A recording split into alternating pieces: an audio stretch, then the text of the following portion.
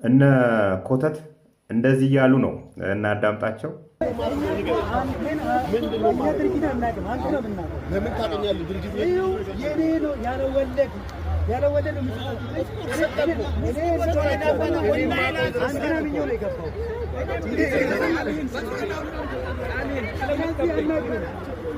እንግዲህ አንተም ብዬ ነው አንተን ስለማቅ ነው የሰጠሁት ብሩን ይለዋል። ለምን ታቀኛለህ?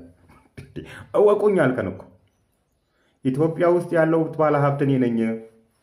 ወደ ጨረቃ መንኮራኩር ለመላክ ዝግጅት ላይ ነን። የግል ጄት ለመግዛት እየተዘጋጀው ነኝ። እወቁኝ። ፊንቴክ ኢንቨስትመንት አዳባ ብራንች የኔ ነው እወቁኝ አልከን። አወቅን። አታቀንም። ለምን አወከኝ ልትለኝ አትችልም።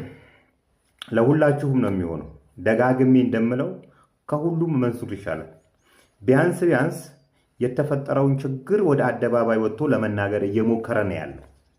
ሌሎቹ ግን በየጉሮሯቸው በየጎሪያቸው ተደብቀው የት እንደምትገባ እናያለን ነው የምልህ። በፍትህ አግባብ በህግ አግባብ ነገሮች ሁሉ እየሄዱ ነው ያሉት። እስከ መጨረሻው ይካሄድባቸዋል። ፍትህ ትክክለኛ ፍርድ እስካልሰጠኝ ድረስ እፈራላችኋለሁ። ምክንያቱም እነዚህ የተበሉ ሰዎች ህመማቸውን ልትረዱላቸው ይገባል። ከልጆቻቸው ጉሮሮ ላይ ነው ነጥቀው ለእናንተ የሰጡት። ይህንም ብር ከልጆቻቸው ጉሮሮ ላይ ነጥቀው አንተ ልጅህን የምታሳድግበት ሀገር የጋራ ሀገር ነች ልንላችልም። ስለዚህ ፍትህ እስካለ በፍትህ ይኬዳል። ያለበለዛ ግን እፈራላችኋለሁ። እውነቴን ነው የምላችሁ፣ እፈራላችኋለሁ። ትላንትና መንሱር ጀማል እንዴት እንዳመለጠ ሁላችንም የምናውቀው ነው። እዛ አካባቢ የህግ አካላት ባይኖሩ ኖሮ የአንድ የተናደደ ቪክቲም ሊሰጥህ ይችላል ነው ምልህ። ከ1300 ምናምን ቪክቲሞች መካከል ብዙዎቹ ተስፋ የቆረጡና የተናደዱ ናቸው። ውጡና ወደ አደባባይ የምትሉትን በሉ። እኛ እስከምንሄድበት እንሄዳለን። እንዲህ ስትገኙ ማወቀኛ ለህ ልትለኝ አትችልም። ቢኮዝ እችንም ነገር እናንተ ናችሁ ያላችኋት። መኪኖቻችን ገብቷል። አዲስ አበባ ከስተመር እየጠበቀን ነው።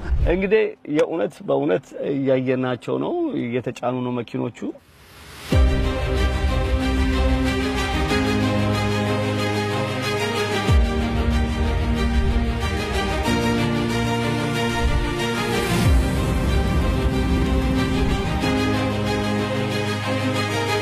ፊንቴክ ኢንቨስትመንት አምባሳደሮች ወደ ጅቡቲ እየሄድን ነው ያለ ነው።